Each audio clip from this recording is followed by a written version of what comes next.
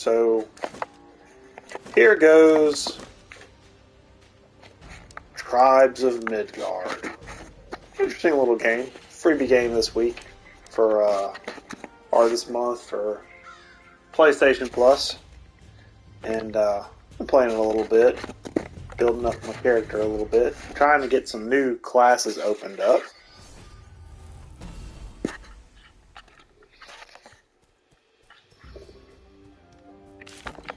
One second.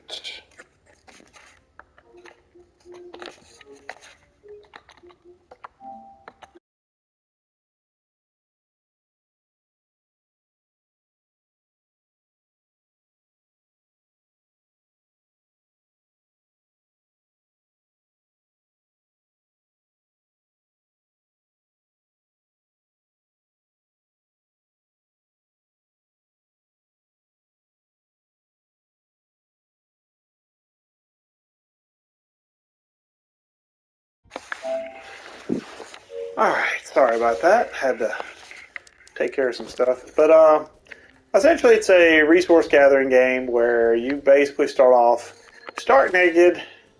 I actually have some starting equipment as far as like resources. But you basically walk around and you gather resources. I can't chop these trees down because I don't have an axe. The only thing I can really do is pick up stuff that's on the ground. I can't get an axe though. That's actually what I'm looking for right now. Is flint, which is that. These little things here restore your health over time. They give you super regen, but they do use up, so don't want to use them up too much because you will find things out in the field that you may have to fight. There's some stone I can't do anything with. Come on, where are branches? I need branches. I need branches. That's what I'm looking for, is branches. I have plenty of flint. And then, yeah, we'll get some of this too. We'll get some of this too. This stuff is basically ingredients to build potions and whatnot, so that's what I'm gathering with those bushes. But I'm mainly looking for flint, and I want some branches because I need to be able to make an axe and or a, excuse me, oh shit. Okay. Pretty simple interface. Got your, on your HUD, you've got your health down there at the bottom, obviously. As you can see it depleting. You get loot from enemies that you can use to build items. Oh man, why are there no branches? Why am I finding enemies before branches? Stop shooting at me. I'm not doing, ow, that hurts. Alright, I'll use that one up. I don't want to go up into the hills. I want to... No branches? Am I not going to have any branches anywhere? Oh, well, this is not good. This is not good at all. Oh, that's... Oh, man, no tools. Well, I thought this would be a good, nice walkthrough, but apparently so far I'm just getting hosed on as far as resources go, because I need branches, which are piles on the ground. There's some! I need more, but you know what? F it. I'm going to go back to town. Now I can, if you look in the bottom left corner, I do have like the R3 button. You see that rune? That's basically a warp back to town rune. This is a tower defense style of game where you do have a town that basically has one of the seeds of Yggdrasil, the world tree. If you're not familiar with Norse mythology, there's a seed of Yggdrasil. So this is the world tree. And this is our teleport spot where we come back to whenever we use R3, but we can only use it at certain points. It basically goes on a cooldown. I don't have enough ingredients. Well, you know what? I can go cut some wood. Oh man, this is a really rough start. This is a very slow start. So now I have a lumberjack axe, which everything has durability, so I do have to be mindful of that. I'm going to cut a couple of trees down so I can get some branches so I can make a pickaxe. Because I really need a pickaxe so I can build some weapons. Alright, so the tinker is where you do your pickaxe. This is tools and also finished products. Later on we'll need some of this stuff to build up our walls, build archer towers, and there are 3 areas around us. The lumberyard over here. This is the lumber yard, where once you build it up, you get the access to resources that are automatic. So essentially every 10 minutes, you get a multitude of wood-based resources to your colony, to your village. Oh, there's branches right there. You buzzard. Maybe. Dang it. But now, basically, the first day or so, you really want to run around and essentially anything that you can cut down or hit with your pickaxe, you definitely want to do. Iron gets you swords. Stone can get you axes and hammers. Hammers are two-handed weapons in this game, and it makes a difference because certain classes favor certain weapons. There are 4 different types of weapons: the sword, the hammer, the axe, and the bow. And all of them have little subsections of weapons underneath that you can build up over time and make super weapons. So I'll loot that from the bottom. And I leveled up. So when you level up, first thing you can do is choose a class. Your class is starting out, I believe, is just, I want to say it's Warrior and Berserker. I'm going to do Warrior. Warrior tends to be the best one for a solo setup for right now. I'm trying to get to a new class. But the classes you can unlock through playthroughs of either solo, or if you do matchmaking, which is why I'm kind of filming this, is I'm hoping to get some of the guys in the community maybe interested in this. Since this was a PlayStation Plus May game, maybe we can get some guys on to play this that might be interested in a third-person style gathering, because essentially you basically are protecting the village from all things evil. Right now, the first day when you first start out, it's rather peaceful. I need that stone, so we're just going to have to tolerate this dude right here. Did I just pick that? That's pretty awesome. Alright, I'll take some stone. Alright, and then, okay. The first day, you pretty much go around gathering resources, because as you can see, I am naked as a jaybird. All I got is some underwear on, or pants, depending on where you're at in the world. But your HUD is pretty useful because it basically lets you know, because things that, like I said, things have durability. I kind of look at this as like a Midgardian version, not necessarily a Fortnite, because there is some building aspects. Oh Jesus, no, no, no, no, no, no, no, no, that, nope, nope. Yep, we're gonna leave. Nope, nope, nope, nope. Help! Help! Help! Yeah, y'all. That hurts. Yeah, naked sucks. Okay. I'm gonna wait for the armor to finish that off, hopefully. Please finish that off. Or at least attract attention to where I can come over here and punch it. I don't need that werewolf fang. Need that werewolf fang and fur. Okay. So, this guy here, blacksmith, he builds weapons. I am a warrior, so warriors like swords and axes are things. I think I'm going to go axe this go around. The icon, the swords cross icon is basically how much power it provides. I'm going to go ahead and take a Raider axe, and if you look at the bottom right, you see how much resources it requires. Also, each weapon has a special shot that they can do whenever you build up enough mana. If you look in the bottom left, you see the little axe icon with a triangle by it. That's basically my superpower. It takes 1 mana bar to do, and essentially it basically creates a hurricane. Or actually, it's a volley throw. Swords is hurricane. Here, I want to upgrade you, because upgrading takes souls, which you get from pretty much doing anything and everything in this game.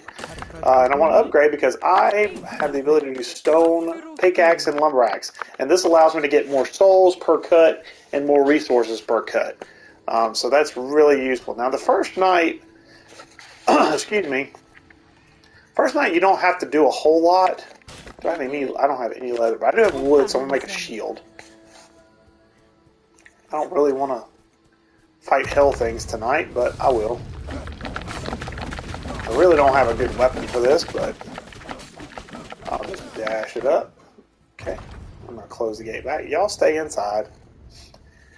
I'm mainly concerned with just getting resources. The first night, the hell things that spawn at night, you don't have a whole lot of issue with. Like, they don't really cause a whole lot of damage. Yeah, this is not going to be a good idea. Did I make a bow? I did not make a bow. But, I made it. Yeah, I did. I did make a bow. I'll just shoot at you. Alright. And then I'm going to break down this barrier, because this barrier not only gives me souls, but it also gives me resources that produced resources that I don't have by default. When you cut down stuff in the forests and cut down like wood and get stone and whatnot, it's unfinished resources. The tinker, which is that character I use to get my pickaxe and my axe for lumberjacking, they actually, at higher levels, they can make refined goods that you need to build up the quarry, the lumber mill, lumber yard, and the farm. So that's basically what I spend my first night or two doing, is essentially just gathering resources and getting souls, because that's going to be important for getting everything, because anything and everything requires souls, including the tree of Yggdrasil. It slowly goes through souls, and right now I'm using the Cirrus, which her special ability is to super heal you. It's only usable once every 2 minutes, but basically she supercharges your regen in town at a much slower rate. I don't want to upgrade you right now. I do want to look at armor, though, because I did get some leather, and leather is the primary resource to build your basic set of armor, which is the villager tunics, the villager series of armors. I'm going to go ahead and build that with some shoes, pants, and a tunic. It's not full gear, but it's at least something to get me by. And here's the first thing I'm going to do. I'm going to come over here to the quarry. I'm going to hit L1 to rebuild. And I have these resources at the start because I have a special starter pack that I start with that gives me finished resources off the cuff. Plus I got some from destroying the gate earlier. So what I'm going to do is I'm going to donate and essentially hold down X to basically donate each piece. And I'm going to donate everything I can until no more. I could also hit triangle to basically max my donation. So if you don't want to bother with it and you want everything to go to that particular thing, you can just hit triangle. And if you have more than what you need, it'll donate only the maximum it needs, and then it will stop. You'll keep any extra. So basically, all I need is souls to finish the quarry. And I really want the quarry because the quarry can bring in stone. It can bring in iron ore. It can bring in. It can also bring in silver, which is important for some upgrades to get to level 2. Weapons and armor, you need silver for some of it, not all of it. So that's a pretty important resource to have, or at least a building to have in the early game. And when I'm doing solo, I like to get that one first and as quickly as possible. So that way, hopefully essentially before day 2 ends, I want to have the quarry up and running. And I will right now. There it is, 600 points. And there. So now if I go in here and hit X, you can see 9 minutes and 53 seconds and counting. I'm going to get 39 flint, 39 ore, stone, and iron. I'm going to get some cut stone, some wrought iron, some silver, and a rusty pickaxe. I've yet to figure out what the rusty pickaxe is for. Everything else is resources I use to build structures. So the next one I'm probably going to build. The farm, just to let you know, gives you resources used to make potions, which is going to be important the further we go in. But not so important in the early game. So really what I do is I get the quarry up and running first, and then I'm going to get the lumber yard up and running as soon as I can. But I'm going to need to gather some stuff because I need souls. And I'm going to also need to upgrade my tinker to level 3 because at level 3 the tinker provides the finished resources I was talking about. So like the wrought iron, the cut stone, and the wooden beams that you use to essentially build all your structures in your village and all these extra structures on the outside. That's what level the tinker has to be at to provide that. Let's kill this boar. Jeez. I don't have to use the bow and arrow for this. I'm trying to conserve durability. You can see the durability is marked by a green bar in the bottom left hand, underneath the weapon in the bottom left hand corner. And L3 allows you to swap. You can have two weapons equipped. L3, the clicking the left stick, allows you to swap between the two. And going up to squares to attack. All attacks are done by square. The pickaxe and the axe do not attack. They do not do any damage to anything. There's some treasure. You got to hold down X to open treasure box. It takes 5 seconds, and if you are hit, you will stop the timer. So, very glad that this monster was too dumb to go around the wall. Sometimes the AI in this game is usually pretty decently smart, especially around treasure chests. If they see you looting a treasure chest, they will wait till the absolute last second, throw something at you to hit you, and knock that timer off. And it's so frustrating. But essentially, I'm going through, and water you can't cross unless there's a ford, like a rock area that you can walk across. And there's my first Jotun giant. You want to find those as quickly as possible. They essentially spawn in, and they make a beeline for the tree of the seed of Yggdrasil, which is obviously in your village. So they make a beeline for your village. They're not terribly fast, which is good, but they're extremely large, and if they get to your village, they will do a massive amount of damage. And if you look at the mini-map in the top left corner, you can see a red arrow is pointing in the direction the Jotun is coming in. It is coming in from the northwest. So that's probably going to become priority 1 for me, is getting that taken care of, because that is going to become a problem sooner rather than later. And I'm going to need a better weapon to get that giant down. The giants start off low and they build up as you go along. The longer you go in a particular world, the stronger the giants get as they spawn. The first one's relatively easy to kill. Actually, the first 2 I'd probably say are pretty easy to kill, unless you just let stuff get out of hand. But let's see, we're at 935 on souls. Have I found the... Okay, the lumberyard is north of the town. Okay, let me get the stone over here.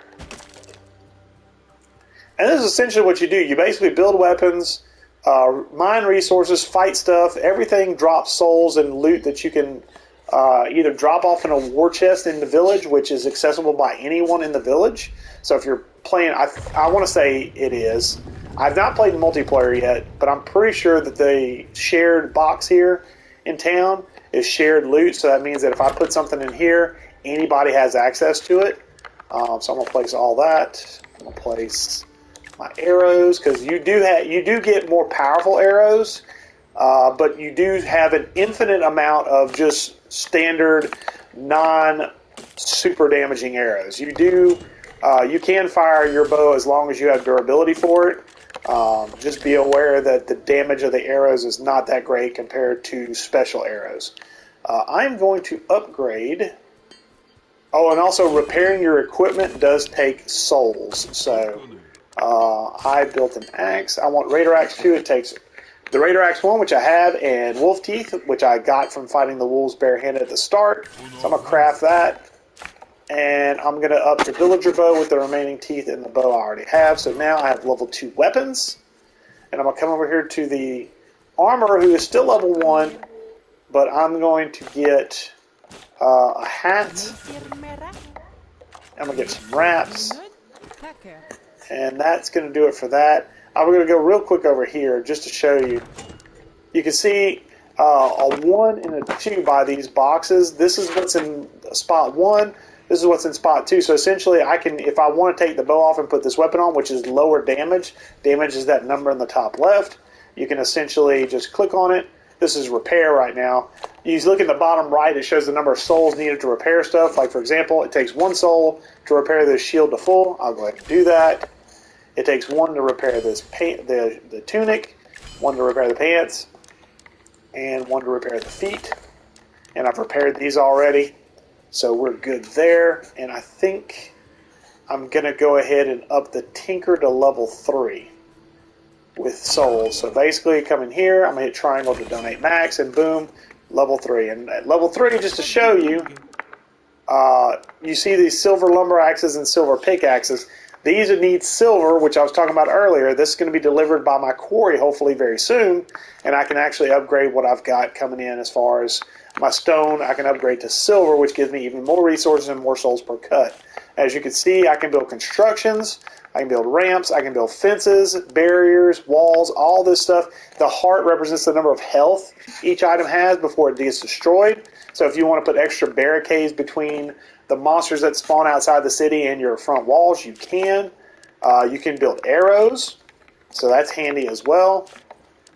And here's what I was talking about. You can do wooden boards, you can do cut stone, and you can do wrought iron. You can see the number of resources it takes per shot, so you can see why the quarry becomes very valuable pretty quick, because essentially, and you can build archer towers, which I have not yet done. If you fall, you do take damage, by the way.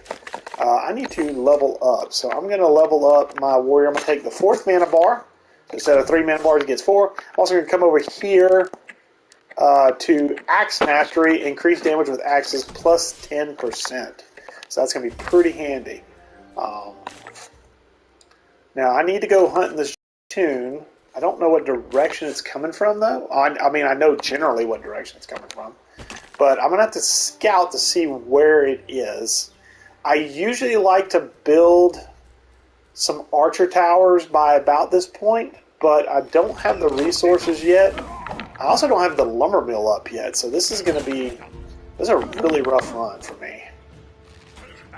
Hold L2 to hold the shield out. It only blocks in the direction you're facing unless you have a particular class. There is a class that allows you to, I believe it's the Guardian, that you can take an ability that allows you to block from all sides. This is what I was talking about earlier, where that you can walk across water. You can only walk across water if it has these rocks in it. Basically, you can ford the river. Alright, and then I'm going to pick up some loot. Okay, we're going to have to cross... We're going to cross back? Yeah, we're going to cross back. I got to go south. Alright. So now it's a matter of, we're Jotun hunting now, is basically what we're doing.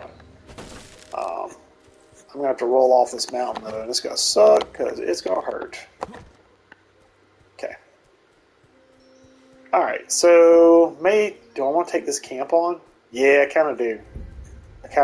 There are different levels of camps. This is a medium-sized camp here. You can tell by the fire on the mini-map. The larger the fire is, the bigger the camp is. If you encounter a large camp, it'll have 2 chests in it, which is a good thing. But the bad news is that it will have a mini-boss in it that you'll have to defeat, and they are tough, especially in the early game. Ow. Ow. Okay, I need to use a potion. All your items show up in the HUD in the bottom, about the middle of the screen. I used up the 1 potion I had, but let me show you, because I should get some items from this. Yeah, you see a potion popped up near my picture on my HUD. Dang, really? 2 camps right by each other? You gotta set location. The left and right, the D-pad swaps between items. I've got that's an enchanted tripwire that's currently highlighted. And then I have the potion, which is a small potion. Who's shooting at me? Oh, wow. From there? Good lordy. Okay. Yeah, you're not going to hit me anytime soon. That's probably for the boat, honestly. There are lots of little things, little mini-games to play through to build up. There are bridges you can spend souls on to get to access to other areas of the continent. And really your job in this game is to find Fenrir and defeat it. You can also take a boat and find, boy, I'm going to butcher the pronunciation, it's Jormungandr, I think. It's a serpent demon. If you can find it and kill it, you also get extra rewards. So you get rewards that you can use to basically buy, like, mostly cosmetic stuff, but there are a few recipes you can buy with golden horns is what the currency is.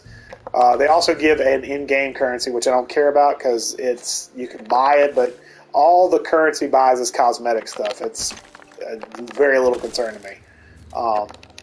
And I'm not going to microtransact. The microtransactions are not bad in this game.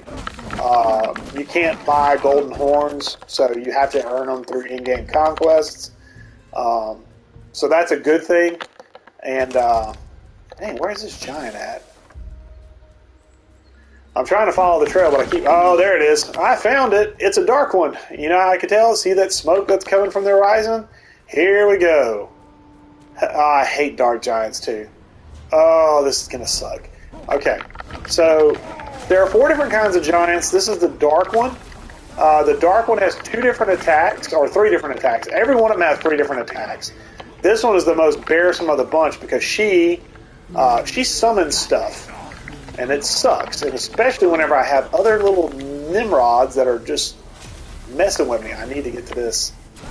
Yeah, her primary attack is she will summon creatures, hell things, basically the same stuff that spawns at night and attacks your village. She spawns those at command to attack you. Then she has a secondary attack, which you'll see now. It's basically a hand comes out of the ground, and if you're near it, it will draw you in. And if you're on top of it, when it grabs you, you will lose a significant amount of health. And this attack, basically these 3 circles, you don't want to step in because you will start losing health. And see, I was standing too close. And unfortunately, I'm going to run out of juice. My sword, okay, good. I have another axe. It's a crappy axe, but I'll take it. And if you run out of durability on a weapon, it will replace it with the nearest weapon in your arsenal. That's of that type, so like in this case, I had an axe already. Oh man, this is going to be rough. But you can see she has 40,000 health, and this is a level 1 giant, so it's clearly a boss that you want to be careful of.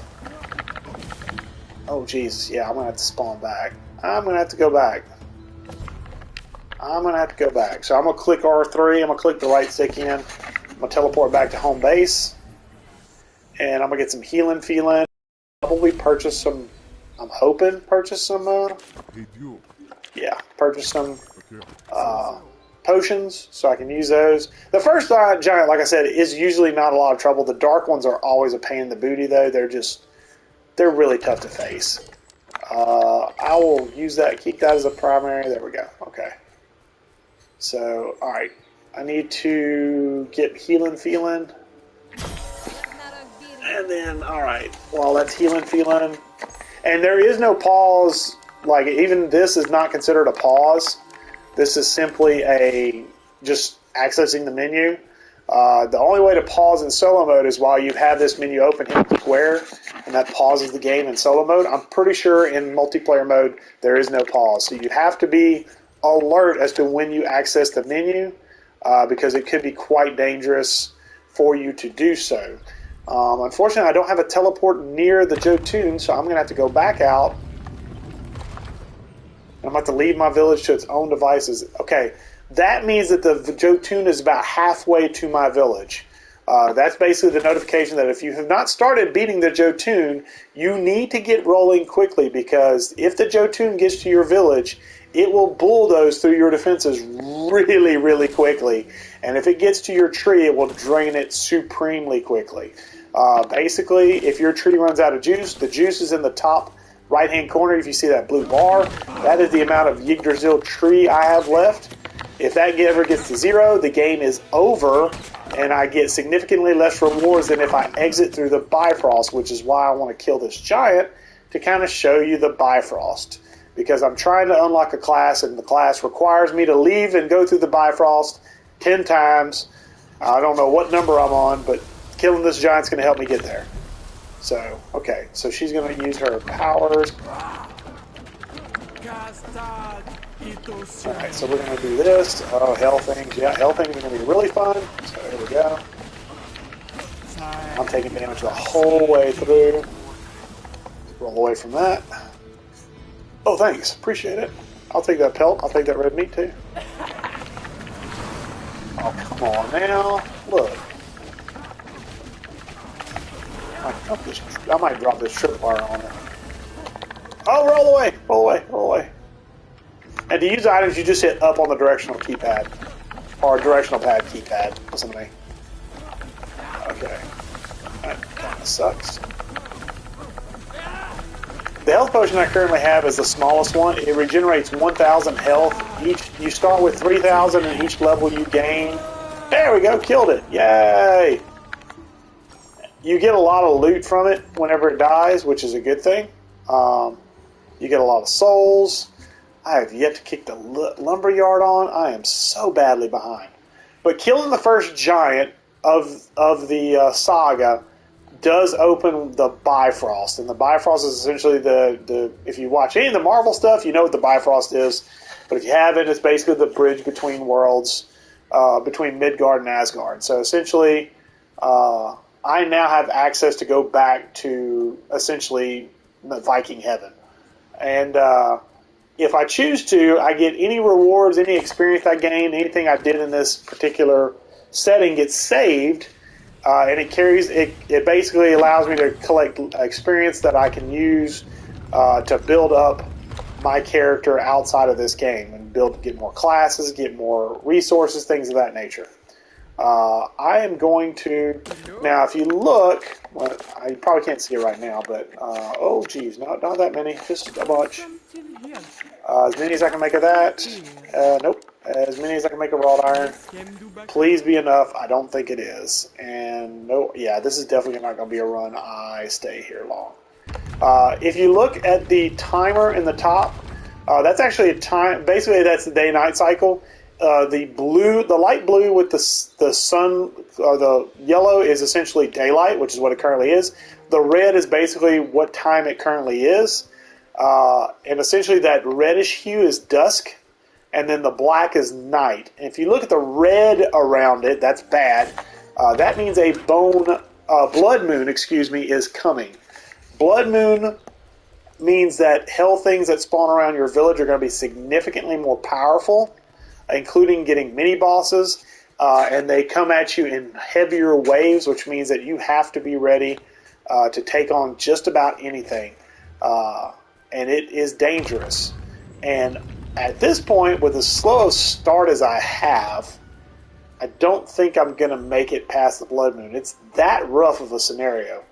I have not done a whole lot of upgrades. I could try, but I just don't know. I don't feel comfortable with it, and I don't want to lose the progress I have. So this is going to be a real short one. But this kind of just shows you the basics. I may do another recording and see if I can get a better run. Now that I've kind of set this one up and explained how everything works, I'm going to find the Bifrost, which is, if you pull up your map, this is your map. There are world events that pop up that show you here. Basically, this is the general area. And those things are good because you get event fragments. I'm not sure what they're for, but I'm sure if you build up enough of them, some things you can buy or purchase. And see, it says Return to Valhalla. I'm going to return to Valhalla. I get a golden horn. You get a golden horn for each Jotun you kill. And you can also get golden horns as a very, very rare drop from normal enemies in the higher level regions. I'm going to return to Valhalla victorious, and there it is! That's what I wanted! I got a seer!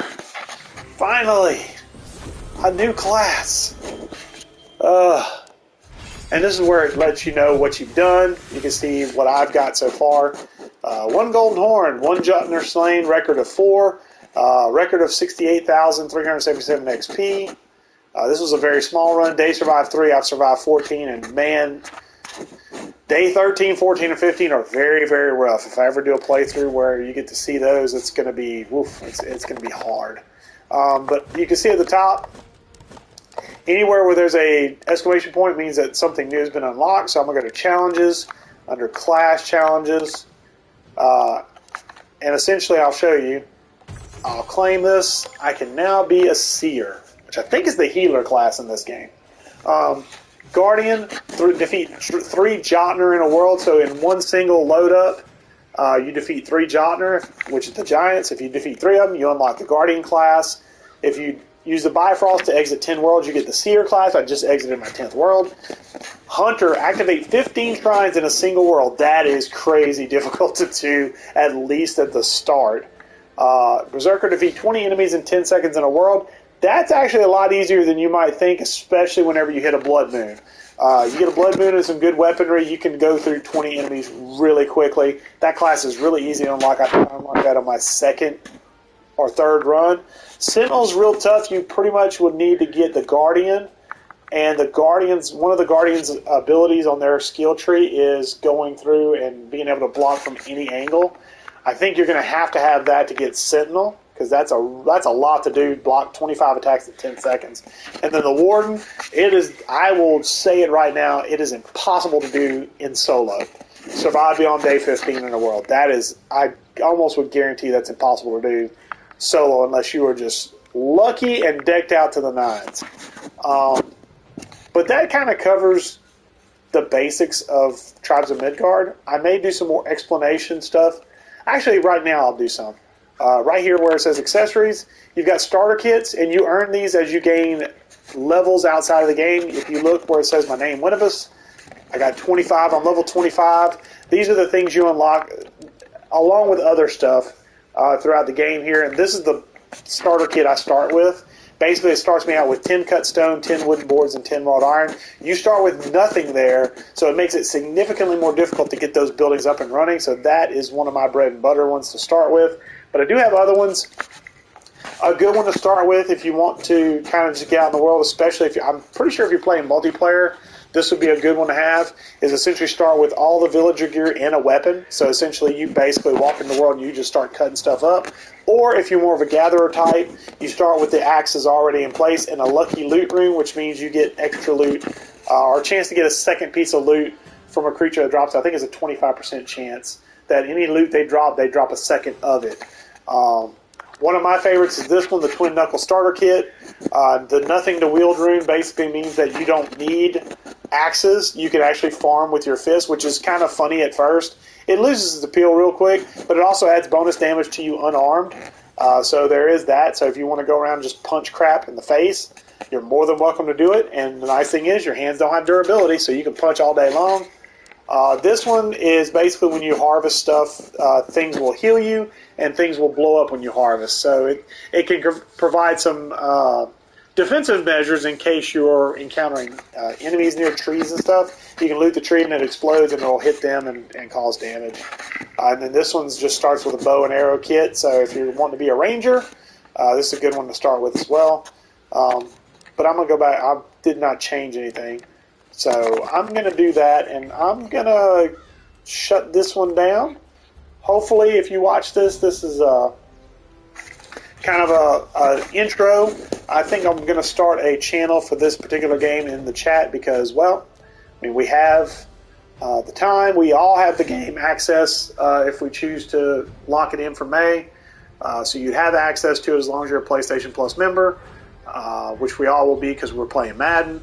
So just another game we can play during the off time between Madden 22 and 23. I've been enjoying it so far, but you know, we'll see if other people might enjoy it. If you do, let me know. We'll try and get a tribe together and we'll try and make a run because there are some classes and some rewards that you can only get in multiplayer. So I'd like to do some multiplayer with people I could actually talk to and actually know. But if I can't, no biggie. So appreciate you.